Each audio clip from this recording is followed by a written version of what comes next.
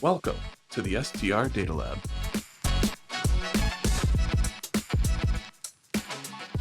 Hello and welcome to the STR Data Lab. I'm Jamie Lane, Chief Economist at AirDNA, and I'm joined by a really exciting guest today. We've got Patryk Swietek, the owner of the Cohost Company. Patryk, welcome to the show. Hey, thanks for having me, man. Really excited to dive in. Yeah, we recently got to chat on your podcast where you interviewed me, so it's really fun to sort of switch the switch the chairs here. And there are so many questions I wanted to ask you while we're chatting, and now I get the opportunity. So, welcome. Yeah, flip the table. The tables have turned. Jamie's going to be interviewing me. I'm excited. What kind of questions you got? Well, let's hear it. Well, and I know a lot of our listeners and maybe have seen or heard you before. You at conference, you're at a lot of the events, you're prolific on social media and sort of talking about your journey. And for those that haven't heard who you are, what you do, could you do a brief sort of overview on your background, how you got into short-term rentals and sort of how you've gotten to where you're at today? Yeah, let's do like a long story short. So yeah, my name is Patrick. I'm currently, I'm the owner of the Cohost Company. We have 100 listings here in Joshua Tree, California. I did that through acquiring 3 property management companies. So that's how I scaled really quickly.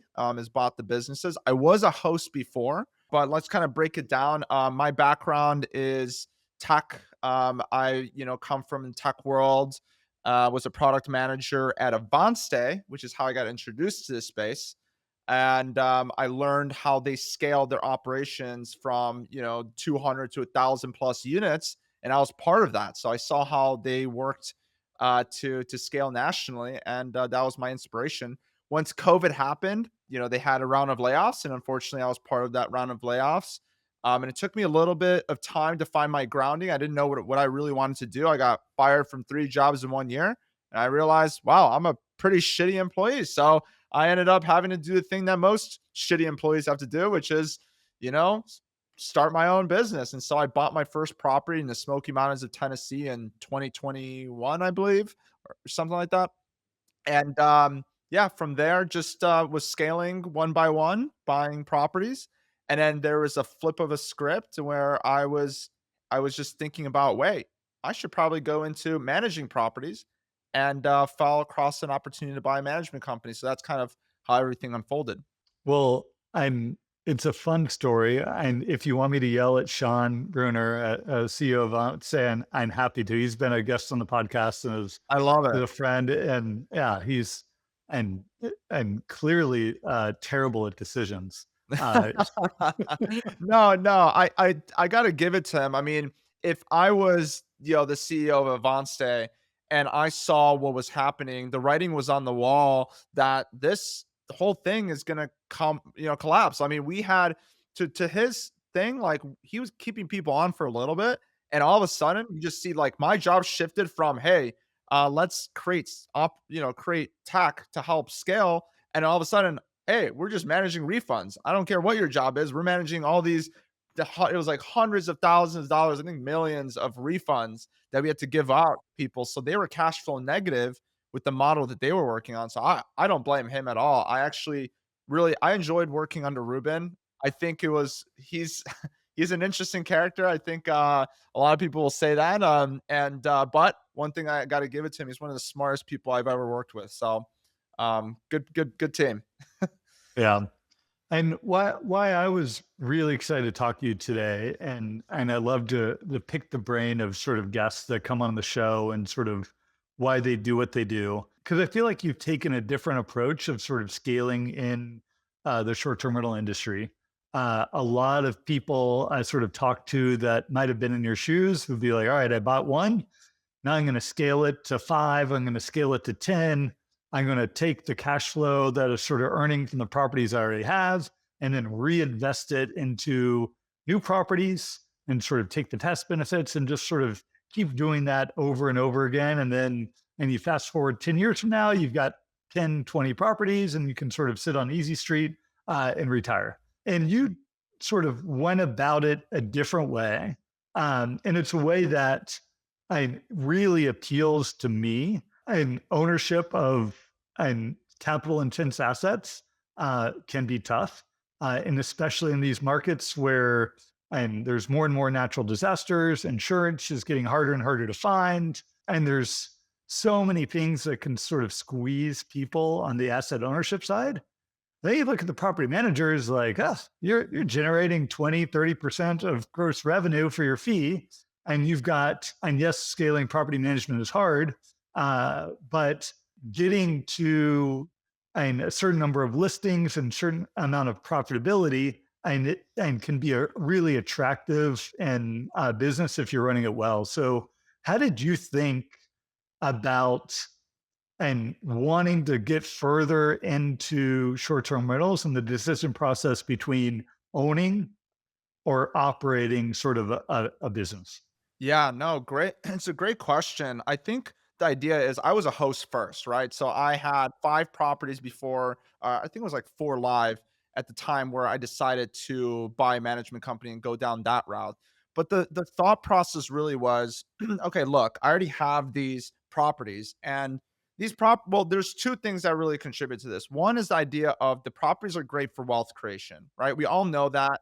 And it's great, in all facets. But then I started looking at the margins and they're kind of thin, other than the idea of like the appreciation that the asset will have, the tax benefits, like all of those things are great about real estate. We all know about that make these investments worth it. However, I also realized I was spending a good amount of time working with my 4 properties and self-managing them, right? I mean, granted, it's not the most amount of time, but I was on call every time. Like every time the holidays came around, I was on call anyways. So I decided, why don't I just start managing for other people? That was the kind of decision. I already have the systems intact that and all the people that I had to meet to like really dive in and operate these 4 properties. Why don't I just start managing for other people? That was what started it. I started looking around and I came across an opportunity where I was telling everybody about what I was doing. I was already involved in the space. I already had 1 conference under my belt that I put together. And I was going to do 2 more after the fact. But in the midst of this, I decided, hey, I got the opportunity to buy a management company. Somebody said, hey, I'm selling, I think it was 15 co-host contracts at this time. And are you interested? And I said, yeah, absolutely. And I didn't know really what I was doing, but structured the deal, took it down. And when I started looking at the way that we structured the deal, we put 50% down and then 50% on the back end, depending on how those contracts were doing on the back end. So, for example, if it's month to month and half of them leave, then I don't have to really pay as much on the back end. So I kind of protected my downside. The appealing thing about this is instantly the moment that you start buying a company, what's cool is the company technically, like you stop doing the guest messaging. You stop doing the guest messaging. You can finally hire somebody to take on the guest message. You can finally hire somebody to take on the boots on the ground operations. You can finally hire somebody to talk to, owners. Like, so you're pretty much taking my existing 4 properties I was spending some like a good amount of time with and building a company that basically takes care of those properties. So now every time that I buy a property, I just put it right under the management company. It's like plug and play, right? I already have all the right contractors. My operations managers going in and checking the house and making sure it's dialed in, putting it on the program, doing the onboarding process. Like it's just so much easier from a ownership standpoint as well. And that was like the big thing for me is like, how can I step away from this and focus on higher level stuff while also maintaining the cash flow? Now, the other thing that really appealed to me was the cash flow perspective. Now, the idea was I had this one. I ended up on the back end. I ended up paying 165,000 or so. So that's how much it ended up costing me. It was supposed to be 200,000, but it adjusted because of some, I think, few clients left. But with that, right, I looked at what I had in terms of equity in my first deal. In my first deal, I put down 10% and all that, but I had equity that built up over time. I bought it at 306,000. It was at 465 now. So I had around 165, $170,000 worth of cash just sitting in this property. And it was generating me, I mean, granted, I had a low interest rate. It was generating me maybe net like $1,500 per month. And then you see on this side, I took that same money and was able to buy 15 contracts that each generate me maybe on a good month, 1,000 a month. And so I was looking at both. I'm like, okay, each contract making 1,000 versus me making 1,000 to 1,500 on one deal. It makes way more sense to be in the co-hosting side. But granted, obviously, as you scale, there's different things to consider. But overall, that was my thought process. Yeah. So, and I love the thought process. And as I think about like the difference between co-hosting and property management, at least how I sort of simplify it in my mind, co-hosting is more and the owner of the property sort of maintains the listings, collect the money, and then you sort of charge for your services in terms of managing and cleaning guest communications, all those things. And your company is called the Co-Host Company. So have you and leaned further in? Are you guys pure co-hosting, or is it a mix of co-hosting property management?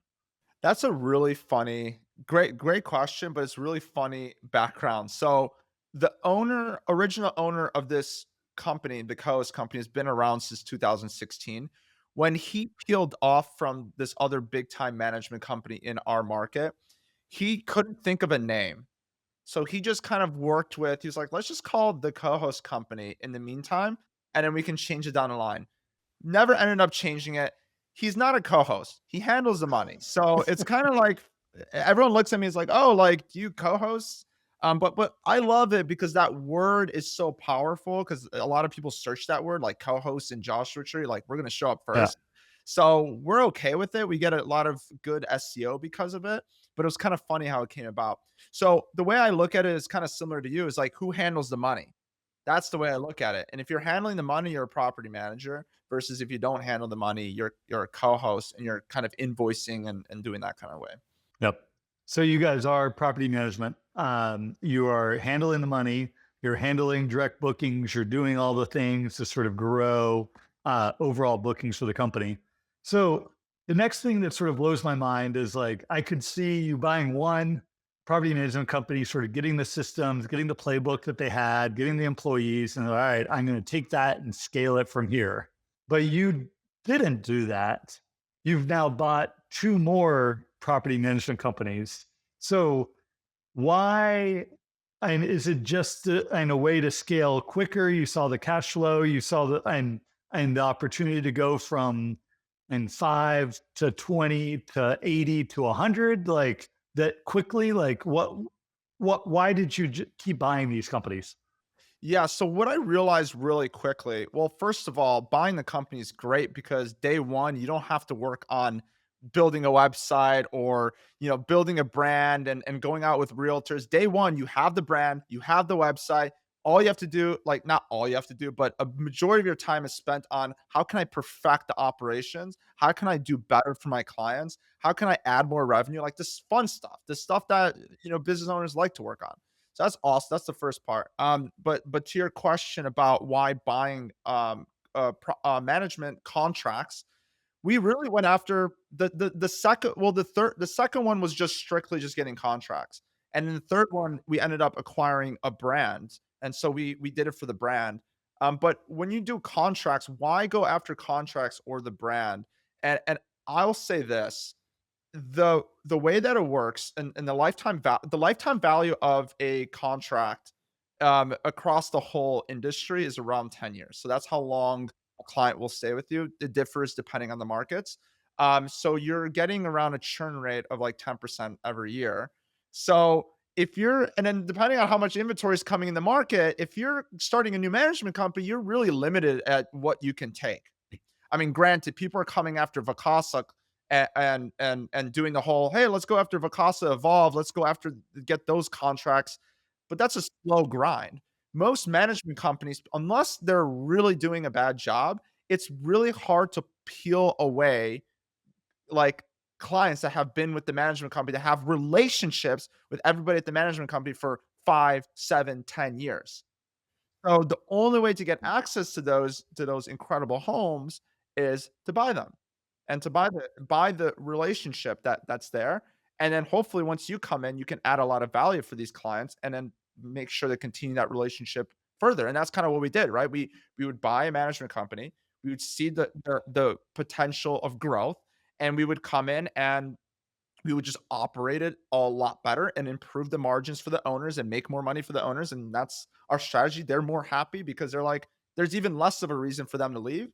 And also, they're depending on where you're at and which market you're in, you might have really sticky contracts with, the listings are, 1,000 plus. I mean, that's crazy, but like 500 5-star reviews, like who's gonna want to leave a company like that, So there's value to that. Yeah.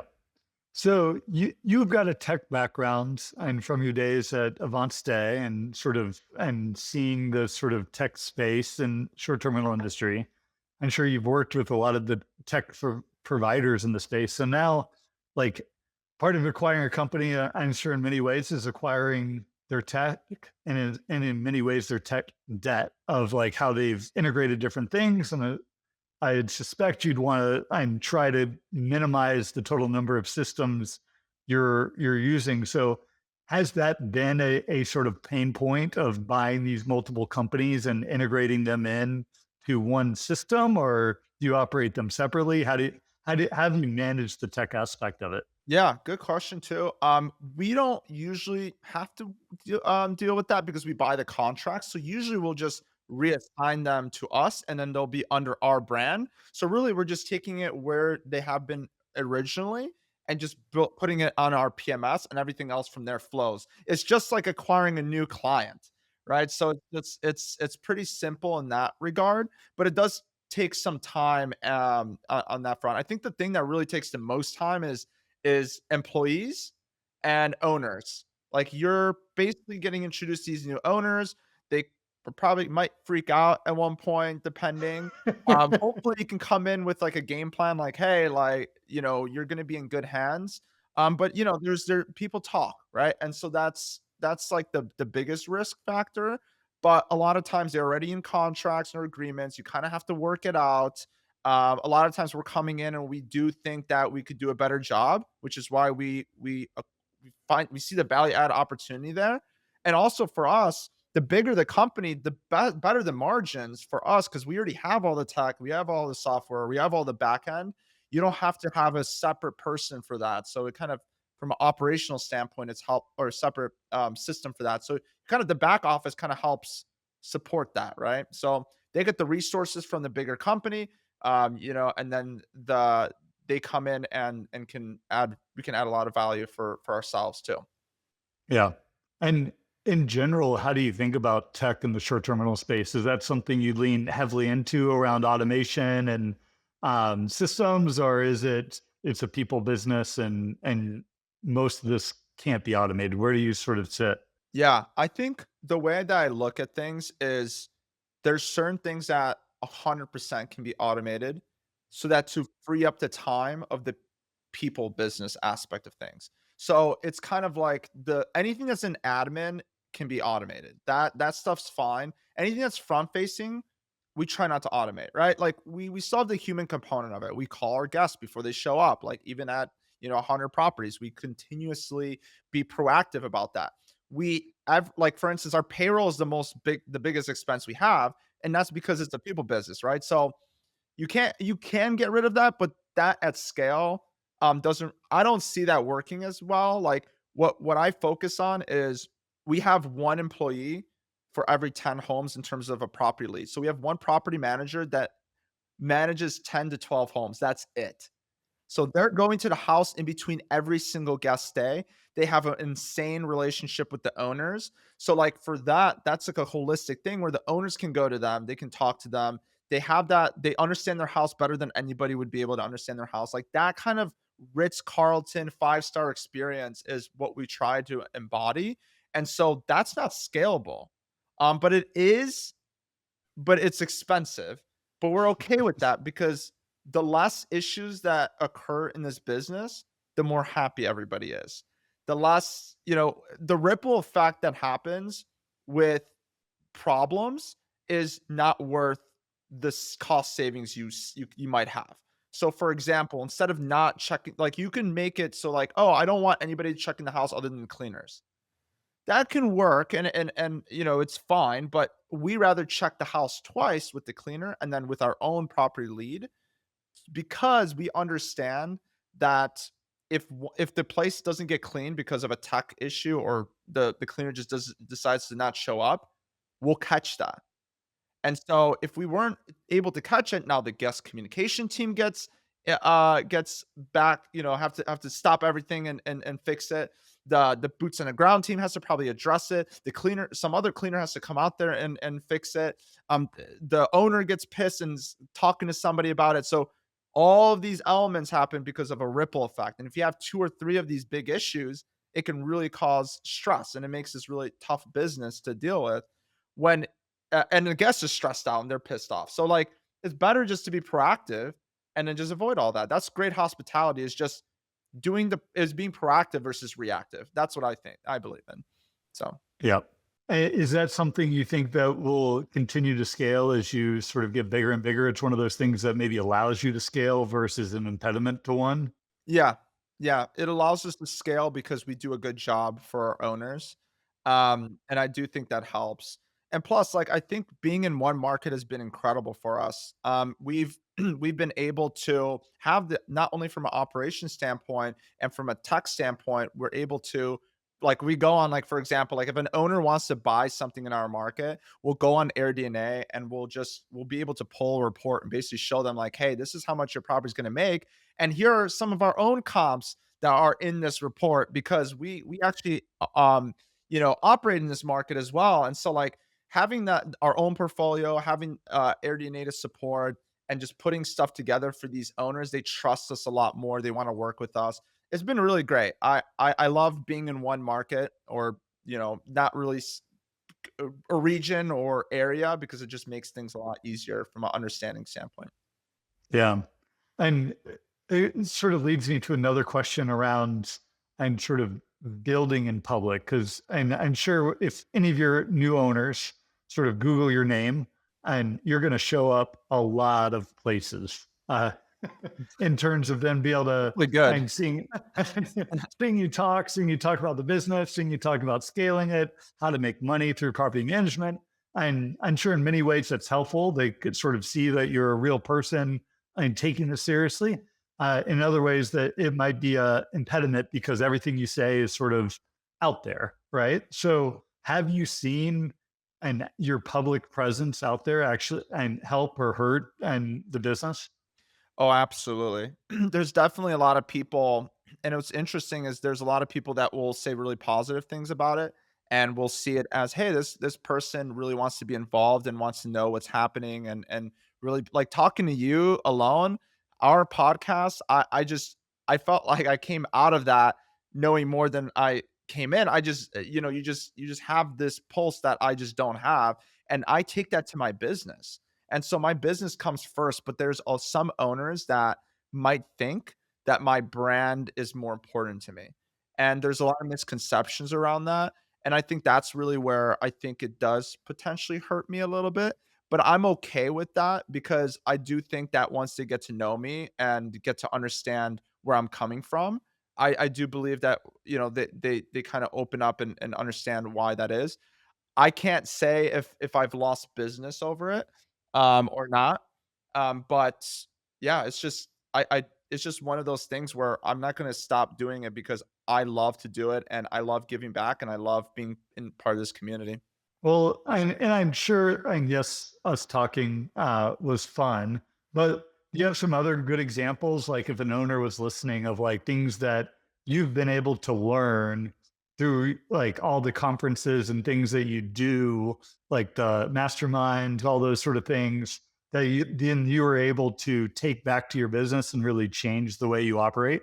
I think a perfect example is like even my podcast guests all the time. Like I had a podcast guest, I knew her and I knew what she was about, but her whole idea was like how to get all 5-star reviews with great hospitality and guest communication.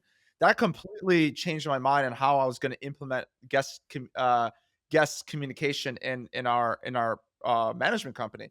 And I was like, wait, we can totally completely redo this. That's another example. Like Tack Always, like AirDNA, if they ever come out with something new, like I'm talking to Scott right now about the new property manager tool, like to be able to have that, and to be able to use that within my business has been, and to know about it. It was great because now I can just, see my review. I mean, that's coming out soon, but like to be able to see my reviews instantly, or seeing like why my property does less than another property, or seeing like what are people charging for cleaning fees, because we can't see that in California, like small things like that. Also, like Top Key, I met them at a conference. Like that was, they were everyone's talking about them, and I tried them out, and it was an amazing product. Talking to like Isaac French, and him telling me, "Hey, you should use this social media company." Amazing social media company, and now we use them, and they've been crushing it for us. So like stuff like that, like seeing like Isaac, and seeing how, oh, social media is so helpful, and how it's helped transform his property, make more money than anybody else. Now we can go in and help our owners by building that social media presence for everybody. So that kind of Mhm. stuff. Yeah. Yeah.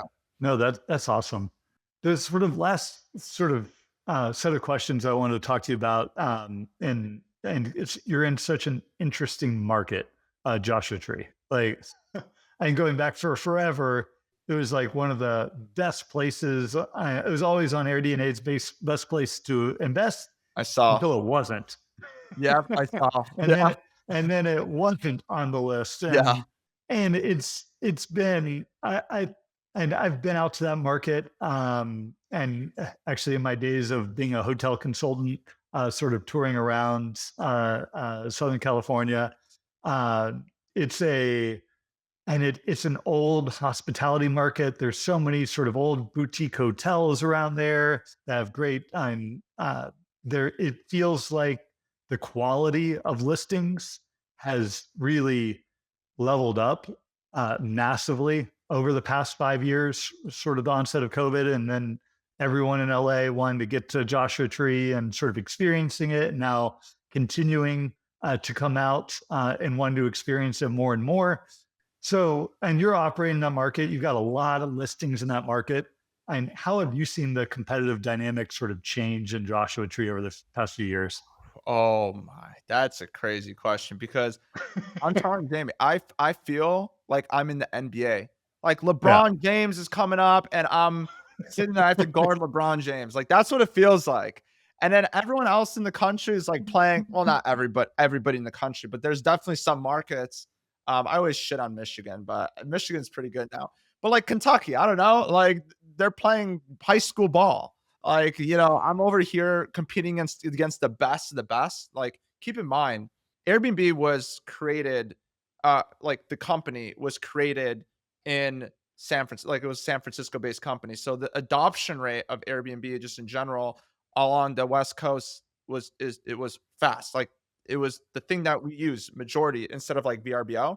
Um, and that's just been the way. And so going back, there's just a long history of just creative people from LA, San Diego, and then a lot of money also from those areas like San Francisco, coming into this one place where you have like you have this plot of land, you can do whatever the hell you want with it. It's like a playground for rich people, and also a playground for people that are very artistically inclined, and that know what how to create. It's unreal. That mesh is has been crazy. But I think the art community and everything, and like the local community has been incredible. I like the restaurants. We have like a potential Michelin star restaurant, like just crazy stuff that has developed over the years. Competition is stiff, right? Like you have this person that's hand built a house over 7 years that's just dialed in perfect, and you're competing against them, and you're a first time investor. It's very difficult to stand out. But and it was an amenity race in some facets, but also a like art race, like to make something more artistically inclined. Like somebody will show me something that's like incredible, beautiful, and I know that that would crush it in any other market, but in this market, it's just the bare minimum, and that's the fact.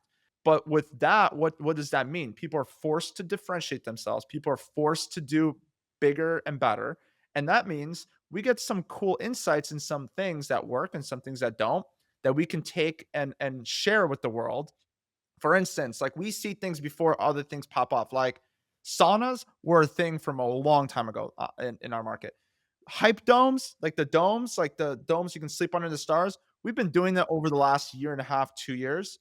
It's just starting to get picked up by other people. Like I see people doing it in other markets. I'm like, that's just, I mean, that's we've already been doing this for a while. So it's just that creative energy, and I like it. It levels up the market as a whole, I believe, and I do think that helps with rental demand. Even though I do think the supply is a lot faster than the demand in that market, and it shows in the data. I'm sure you know more about that. Yeah, no, it's one of my favorite markets to sort of suggest to people of like, if you want to see what sort of cutting edge of people that are putting a lot of money, put a lot of thought into design and both indoor, outdoor, like just go to Joshua Tree, like go onto AirDNA and just sort by top revenue generating properties and like flip through some different kinds and like you're gonna see some stuff. And like it also been and a sort of contrast for me. So my parents operate a few listings up in Acadia in Maine, and like that market is just like not very competitive. Like, and I was looking at some data, like 60% of properties in Acadia have like flat pricing. Like they don't use any dynamic Wow, pricing. They're not varying rates. They're just like, and they set the rates for the season, and they're sort of good. that's Then I go crazy. look at Joshua Tree. Everybody does it. Yeah, it's like one of the top 10 markets in terms of leveraging dynamic pricing software, like up there with like Gatlinburg, Broken Bow, uh, and Santa Rosa Beach, Fredericksburg, and you got Joshua Tree, like where it feels like everyone is paying attention. Everyone's using the latest software. Everyone's sort of dialed in to what they need to do to make money. And like as a property manager in that market, like how do you sort of get guests comfortable with like and what they need to do to be successful? Because I'm sure you get people like, hey, I'm going to do this. And you're like, and I'll manage it, but you're not going to make money. Or do you really like, unless you do this, I'm not going to manage it? Yeah, there's definitely a threshold for us, and it's just math. It's the percentage has to make sense for us to make enough money to support our operations, and that's that. And it's kind of cutthroat in that, but also it needs to help our portfolio in some ways. So formula for us really is how often is this property going to break down? So is it like a 1950s build? Like There's a lot of those. yeah, like that could, factor in. It how great is the owner? Do they see the vision? Do they see what we want to build and what we want to do together, or do they seem a little bit like they don't really align with us? And then is the house going to help the portfolio and the brand?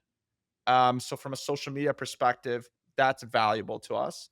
And then what is it going to produce? Like what is it going to make, and is it going to support what we need to be able to run the house? Because we have costs associated with the house. We don't charge for any time we show up to the house or we take care of small little issues.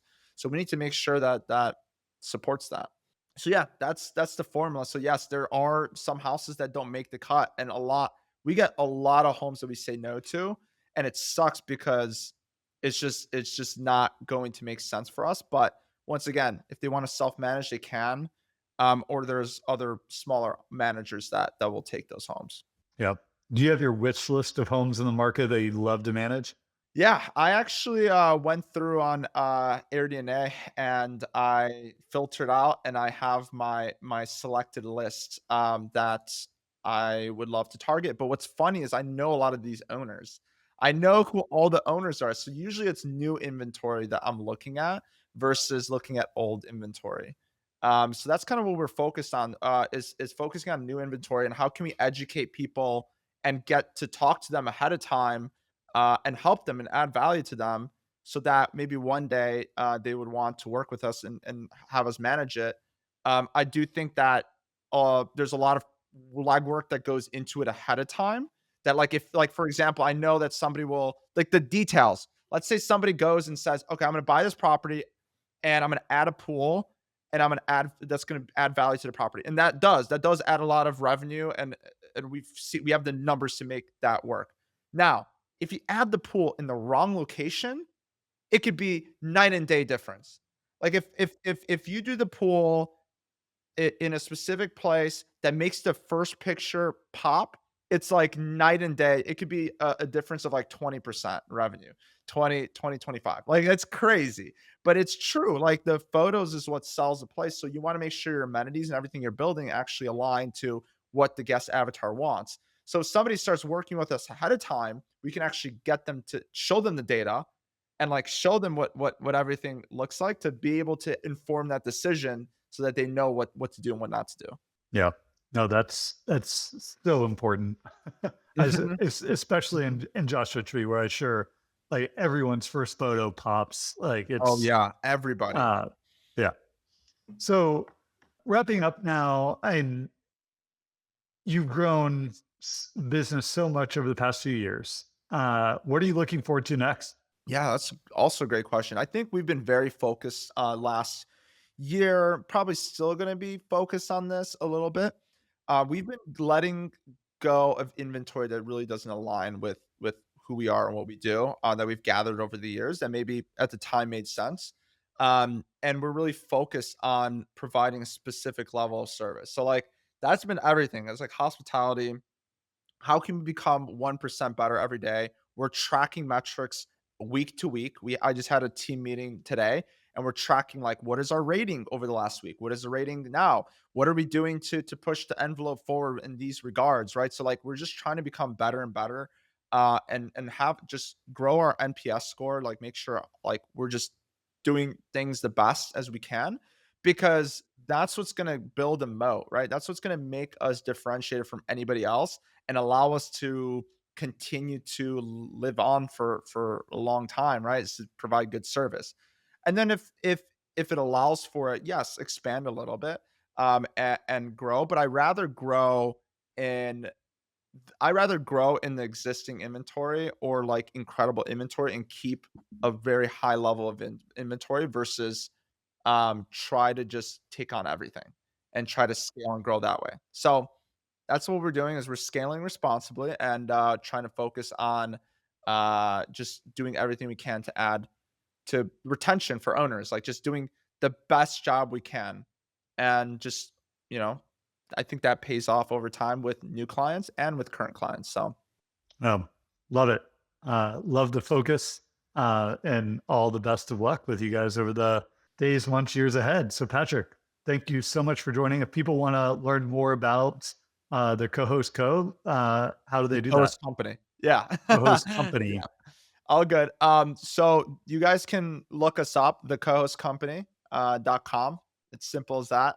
If you want to chat with me or have a question or anything like that, you can find me on Instagram or LinkedIn. It's Patryk, Patryk. And then my last name is Swietek. And I don't know if it's gonna be in the show notes, but there you have it. It's a hard name to spell. Awesome, Patrick. Thanks so much for joining. Of course. Thanks for having me.